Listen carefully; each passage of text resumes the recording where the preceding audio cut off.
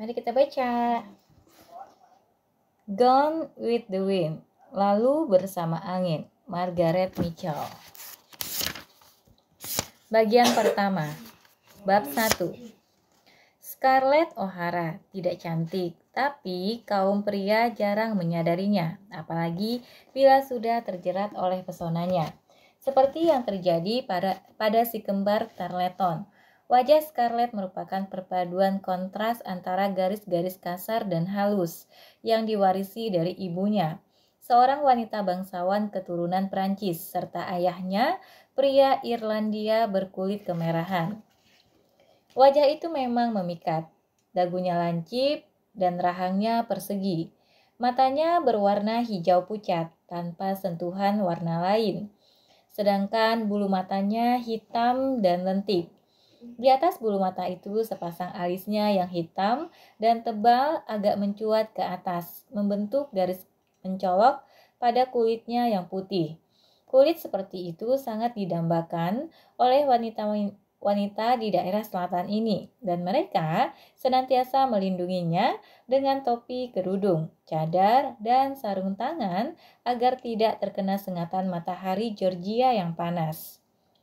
Siang itu, di bulan April 1861, Scarlett duduk bersama Stuart dan Brent Tarleton di beranda rumahnya yang sejuk di Tara, tanah pertanian ayahnya.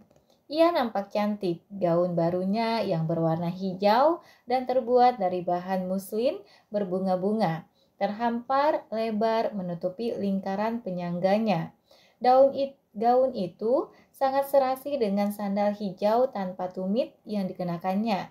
Sandal dari kulit halus itu dibelikan ayahnya belum lama ini di Atlanta. Gaun yang dipakainya makin mempercantik pinggangnya yang hanya berukuran 17 inci.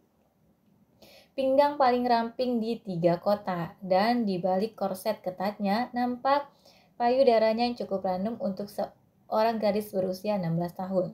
Namun, gaun lebar yang feminin, rambut yang disisir ke belakang dan disanggul di bawah tengkuk lalu ditutup dengan jaring, serta sikap duduk yang manis dengan tangan terlipat rapi di pangkuan, tidaklah dapat menyembunyikan diri Scarlett yang sebenarnya. Mata hijau di wajah yang nampak manis itu menyala-nyala, menyeratkan sifat keras kepala dan penuh semangat hidup. Sangat bertolak belakang dengan sikapnya yang anggun. Tingkah laku yang manis itu merupakan hasil didikan ibunya yang lembut, serta disiplin ketat yang diterapkan oleh pengasuhnya. Tapi mata itu adalah matanya sendiri. Di kiri kanannya, si kembar duduk dengan santai sambil menyipitkan mata karena silau terkena cahaya matahari yang terpantul di kaca hias panjang. Kedua pemuda itu berbincang-bincang dan tertawa-tawa sambil menyilangkan kaki mereka yang bersepatu lars dan penuh guratan otot karena terbiasa menunggang kuda. Keduanya berusia 19 tahun dengan tinggi lebih dari 6 kaki. Tulang-tulang mereka panjang dan otot mereka pun keras. Wajah mereka kecoklatan terbakar sinar matahari, sedangkan rambut mereka coklat kemerahan. Mata mereka nampak ceria, tapi angkuh. Keduanya mengenakan mantel biru yang sama persis, serta celana ketat berwarna kekuningan. Mereka sangat mirip, bagaikan pinang dibelah dua. Di pekarangan, matahari senja mulai terbenam. Cahayanya berpendar-pendar menyinari pepohonan dogwood yang penuh dengan kuncup-kuncup berwarna putih. Berlatar belakang daun-daun hijau yang baru muncul, si kembar Tarleton menambatkan kuda-kuda mereka yang besar di jalan masuk ke pekarangan. Kedua kuda itu berwarna merah, sama seperti warna rambut penunggang mereka. Sekelompok anjing pemburu bertubuh langsing saling menyalak di sekeliling kaki kuda. Anjing-anjing itu selalu menyertai Stuart dan Brent.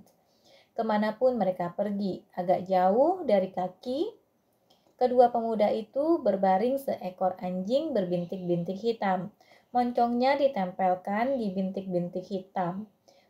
Moncongnya ditempelkan di cakarnya, dan dia menanti dengan sabar sampai si kembar pulang untuk makan malam. Antara si kembar, anjing-anjing, dan kuda-kuda itu terjalin hubungan yang lebih erat daripada sekadar teman perjalanan yang setia. Binatang-binatang itu semuanya sehat, berani, masih muda, langsing, anggun, dan gesit. Kedua pemuda itu pun penuh semangat. Sama seperti kuda-kuda yang mereka tunggangi penuh semangat dan berbahaya, namun patuh pada orang yang tahu cara mengendalikannya. Walaupun dilahirkan di tengah kehidupan nyaman di tanah pertanian, serta terbiasa dilayani sejak kecil, wajah ketiga orang yang sedang duduk di beranda itu sama sekali tidak lemah atau lembut. Mereka kuat dan sigap. Seperti halnya orang-orang desa yang terbiasa hidup di alam terbuka dan hanya sedikit menaruh minat pada hal-hal dalam buku yang mereka anggap tidak menarik. Kehidupan bermasyarakat di daerah North Georgia, Clayton, belum lama dimulai dan masih dianggap agak kasar jika diukur menurut standar Augusta, Savannah, dan Charleston. Orang-orang yang tinggal di daerah-daerah yang sudah lebih beradab dan lebih dulu dibuka di selatan ini, memandang rendah pada orang-orang desa dari Georgia. Tapi di sini, di North Georgia, orang tak perlu malu jika tidak memiliki pendidikan formal, asalkan ia cakap melakukan hal-hal yang dituntut masyarakat di sini. Misalnya, dapat menanam kapas dengan baik, cakap menunggang kuda, menembak, berdansa sedikit, memperlakukan kaum wanita dengan sikap seorang kesatria, atau sanggup mereguk minuman keras seperti seorang gentleman. Dalam hal-hal itulah si kembar Tarleton memiliki kelebihan, tapi dalam mempelajari hal-hal yang ada di buku, mereka berdua sama bodohnya. Keluarga mereka lebih kaya daripada keluarga manapun di daerah itu. Mereka mempunyai lebih banyak kuda dan budak, tapi kemampuan berbahasa kedua pemuda itu lebih buruk daripada kebanyakan tetangga mereka yang miskin. Karena suatu sebab, Stuart dan Brent kini duduk-duduk di beranda Detara pada siang hari di bulan April itu. Mereka baru saja dikeluarkan dari University of Georgia, universitas keempat yang mengeluarkan mereka dalam 2 tahun terakhir ini. Kedua kakak mereka, Tom dan Boyd, ikut pulang karena mereka tak mau bersekolah di tempat yang tidak mau lagi menerima adik kembar mereka.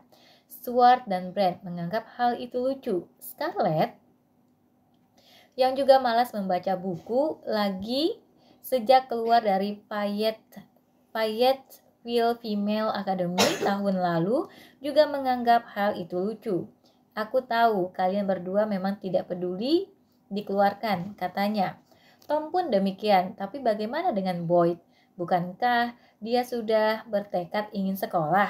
Tapi kalian malah membuatnya keluar juga dari universitas di Virginia, Alabama, South Carolina, dan kini dari Universitas Georgia. Kalau begini terus, sekolahnya tidak akan selesai. Dia bisa belajar hukum di kantor hakim Parmel di Fayetteville, kata Brent acuh tak acuh. Lagi pula itu tidak penting, kami toh harus pulang juga sebelum semester ini selesai. Kenapa? Karena perang tentu saja. Perang bisa meletus kapan saja dalam waktu dekat ini. Apa kau kira kami akan tenang-tenang sekolah sementara ada perang sedang berlangsung? Kalian tentunya tahu bahwa perang itu tak akan pernah ada, kata Scarlett dengan jemu. Semua itu hanya omong kosong. Minggu kemarin, Ashley Wilkes dan ayahnya mengatakan padaku bahwa wakil-wakil kita di Washington akan membuat perjanjian damai dengan Presiden Lincoln tentang negara konfederasi. Lagi pula orang-orang Yankee itu pasti takut berperang dengan kita. Pokoknya tak akan ada perang dan aku sudah bosan mendengar tentang itu.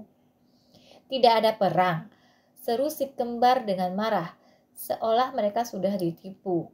Sayangku, perang itu pasti akan meletus, kata Stuart. Orang-orang Yankee itu mungkin memang takut pada kita, tapi beberapa hari lalu mereka sudah digranat oleh Jenderal Beauregard hingga keluar dari Fort Sumter. Jadi sekarang mereka harus melawan.